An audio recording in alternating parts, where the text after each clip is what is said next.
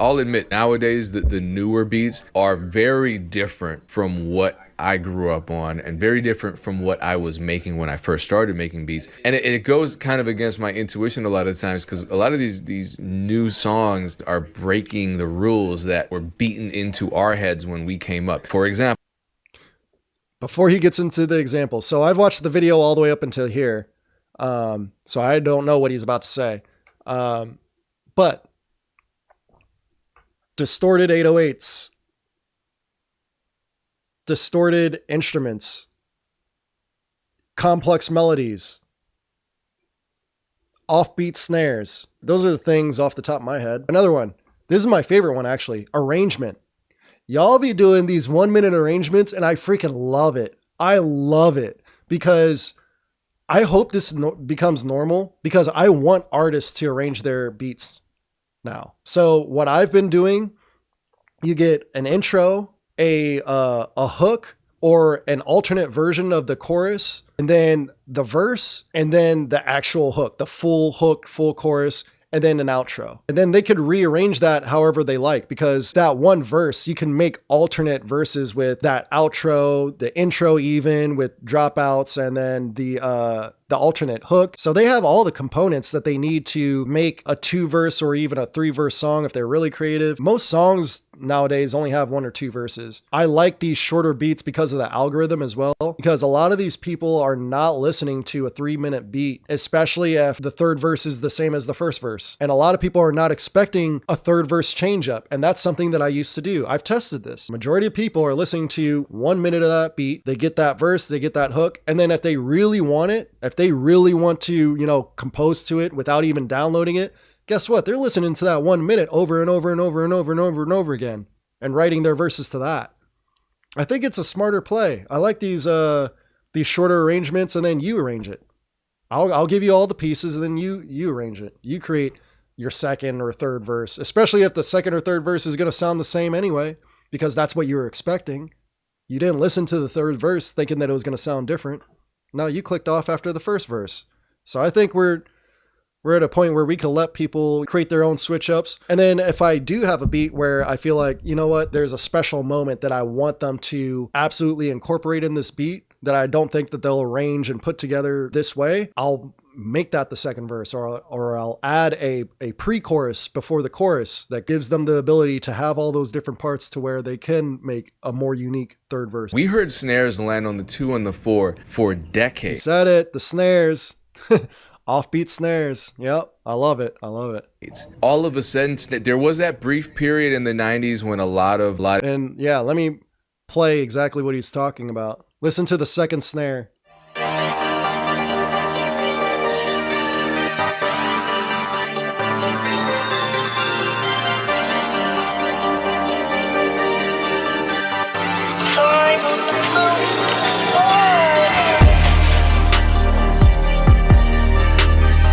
Hear that offbeat?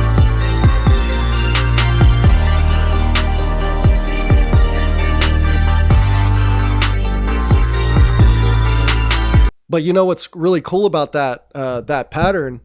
That originates from drill, y'all. That originates from drill. So, and where does drill get that from? That's probably something, yeah, I'm not sure what other cultures might have that offbeat like that to where drill would take that and start doing that. But now I love that sound, and I love that it's being brought into more traditional sounding trap beats. It was fusing with dancehall, and that's an entirely different rhythm, but that rhythm in dancehall has been consistent for a while too, and I think even dancehall is changing and using... Okay, so Payne's saying that that's originally from dancehall. Yeah, maybe that's something I should look into. I don't even know if it's drill, that's like post-drill. It's what's coming after drill. Boss Man D-Lo just dropped a single where that snare... Yeah, Boss Man D-Lo, that's an artist that I can hear my beats on. If I went my traditional, you know how I was saying the early 2000s are now retro? That's what Boss Man D-Lo is rapping on now. It sounds like, modernized retro, just like when people started making synthwave. That's what I mean. with 80s becoming popular in the 2000s, we turned it into synthwave. So that's what I'm hearing with the early 2000s, and 20 years later here in 2025, we're synthwaving the early 2000s now. So it's not that we're replicating the 90s sound. No, like listen to what Shark and Tumpy and all of them are doing. Like it's a different sound. And yeah, I just love seeing this progression. I really do. But it strikes me that rap music and R&B music is changing quite a bit, and you're now Ooh, R&B. Yeah, let's talk about that. R&B has changed so much that I can't even make today's R&B.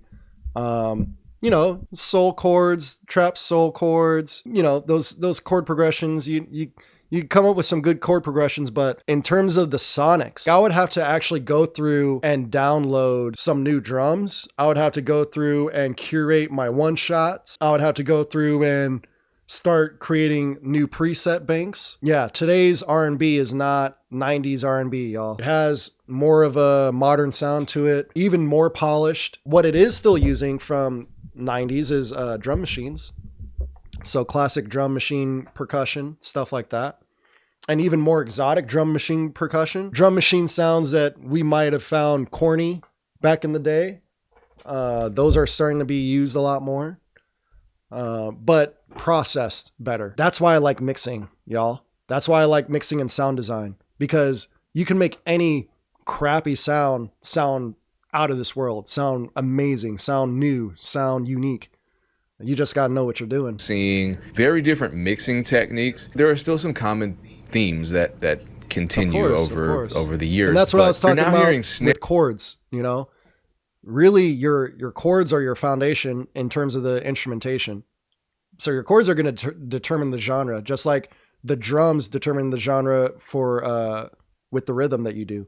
So there's foundational elements that are going to always be there. And just like, with the R&B example, that's why you're still hearing drum machines, because that has that R&B vibe to it. Really, since about 2015 to about now, this has kind of been pretty steady. I kind of disagree, because I feel like now it's a great shift. Correct me if I'm wrong. He said 2015 to now, even 2020 to now is different. But definitely when I got started on YouTube, 2018, that sound is very different than what's out here now.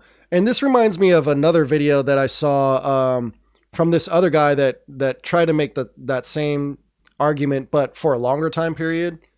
My thought in my head was that this guy just listens to too much rock music, like that's just what it is. Anyone that feels like, oh, nothing's changing, you're kind of just self-reporting that you don't really listen to a lot of music. That's all you're really doing. You're just saying, hey, I don't listen to a lot of music. And when I say a lot of music, I don't mean literally the quantity of music. I mean the variety of music. So there's a difference, because I absolutely believe Bolo listens to a large quantity or a large quantity of music, but the variety is probably not there if he thinks that 2025 sounds like 2015. I would say that's not accurate. Yeah. Here's my theory. Golden era hip hop never dies. It ducks out of the picture for a little while, and I'm talking about the mainstream, but eventually there's a revival. And golden era hip hop, J Dilla drums, class, the classic sample sound is never going to go away, because that is the tradition of hip hop. That's how hip hop started. And, that really speaks to me as a person where, I was never really into that. And that's why I am a composer. That is why I actually play keys. That is why I actually learned my instrument, because I was never into, hey, let me just sample this. And that's not to say I've done entire sample albums, not just producing, but rapping and singing on them. Like I've done all of that. And that's how I know I'm so passionate about my decision to just continue composing, because I missed it. I literally can't not do it. I can't not do it. Some of us, we get stuck in our old ways. And then when we get stuck in our old ways, we don't necessarily know how stuck we are. Yes. Yep. You know we what I'm saying? We don't. We don't know. And it's not a bad thing. If you're happy doing what you do, by all means, be happy doing what you do. However, as being somebody who's a little bit older, these kids are not looking at it in the way that we are looking at it, saying, well, we need to bring back the classic hip hop and the classic sounds and whatever. Yeah, and they shouldn't be, because no one ever asked you to bring anything back, because we already have it. We already have it. And no one is interested in bringing back what you want to bring back. They could go listen to that. They're interested in doing what they want to do. They're interested in making their next thing. They're interested in standing out. How are they going to stand out by sound like what's already been done? Like, it makes no sense. I do not blame anyone for not wanting to work with that. I don't. Our generation, being 40, boom bap still sounded old to us. Okay? Like, boom bap sounded old to us. So I never liked boom bap. I'm from that generation, and I don't like boom bap. I know the kid was trolling at the beginning of this video, but I actually feel that way. I hate it. It's disgusting to me. Most hip hop I don't like. So let me lose a bunch of subscribers real quick. I like music. When I started getting into hip hop, I remember my older half brother, he played Tupac for me, some West Coast. I was like, okay, I like his voice. His voice is dope. Dad won't let me listen to this because he's cursing too much, but the beats they were lame to me. Like, I didn't like the beats. I was never a Dr. Dre fan until Eminem. So, and I've lived in Michigan. I'm not from Detroit. I am from the Midwest though. But it was the production that he gave Eminem that made me fall in love with Dr. Dre. Sonically, bar none, like no one was doing what Dre was doing. And it made me go back and appreciate the early West Coast sound as well. Appreciate it. I still didn't like it. I still didn't like it for my taste, but I appreciated it and the vibe that it gave. But I was never into that vibe, you know? I was never into that for listening to music. That being said, GNX, I might have recorded a video. Maybe I'll drop in that clip because I probably won't do it justice with what I'm about to say now. But GNX, yes, like, wow. Like, I literally said, wow. I did not know West Coast beats could sound like that. Like, wow, finally. Like, they modernized it. And I don't even want to say modernized it because in my head, West Coast could have sounded like that back in West Coast days. But to me, there just wasn't enough. Like, the reason it wasn't, I think there just wasn't enough producers producing West Coast music.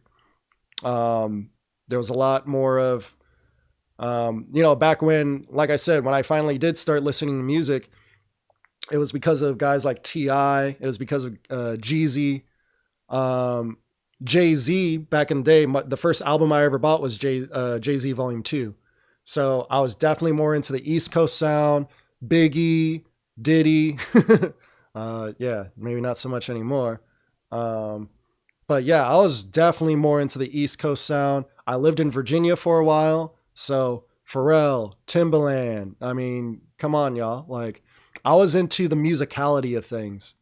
And when East Coast production would sample music, it wasn't always soul, you know, it wasn't always Jay Dilla drums, you know, like they would mix it up. Like, there would be synths, there would be bells, there would be other sounds. And no one did that better than the South.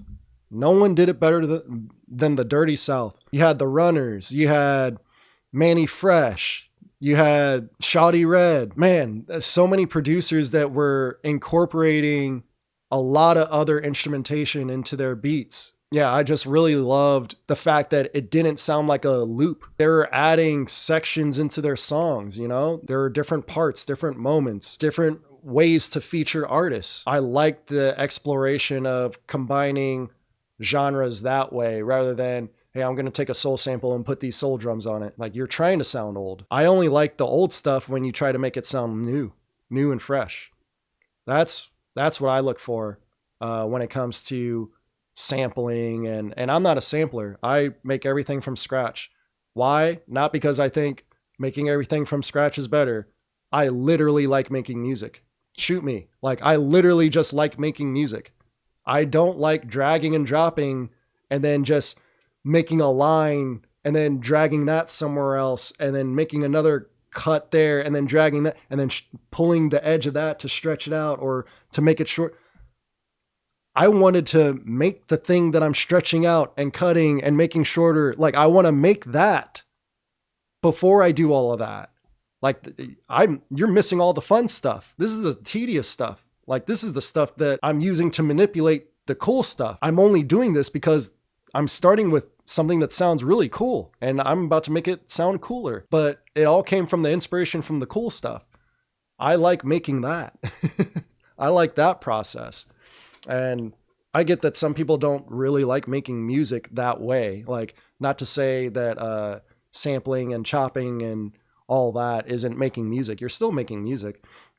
But I'm saying that I actually like composition. I actually like composing and creating the melodies and creating the bass lines and the chord progressions and making those harmonious with one another. Then I like the sound design. Now, I know a lot of people don't like sound design. So I'm more on the creation side of things when it comes to what you guys like manipulating. You guys are more on the manipulation side of things. I'm more on the creation side of things. I'm more on the creation side of things. You're more on the processing side of things. And I love processing. I know some people don't like mixing. I love mixing. I don't like mixing for other people, though. I love mixing my stuff because I get to listen to my melodies. I get to listen to my chord progressions. I get to listen to my drums. And I'm just going to say it out loud. I literally think that I make better beats than most people in existence. So I'd rather listen to that and mix that rather than, here's another trap beat with this weird bass sound that doesn't even hit. And now we got to make this kick hit right. Well, maybe we need to just replace the kick altogether. Like, y'all ain't even choosing the right sounds. And that's not to say that I've not been in that, like, it's a progression. I've been in every single one of those situations, leading up to where I'm at now. But I think that's why people don't do what I do now, because it is a progression. You do have to do work. You do have to put in the effort to produce the way that I produce. Now, that's not to say that you can't make better beats than I do. There's plenty of people that make better beats. I'm just saying, just globally, if we're just comparing literally everyone that's living on the planet and the entire population, yeah, there's very few people that make better beats than I do in terms of what I look for in production. So I have my own taste. I have my own style. I have my own, and that's why I was saying in another video, don't copy me. Don't copy my type beat channel. Like, you don't understand what everyone else is doing out here. You don't understand our back end. You don't understand why we're uploading what we're uploading. So don't copy when you don't understand those things.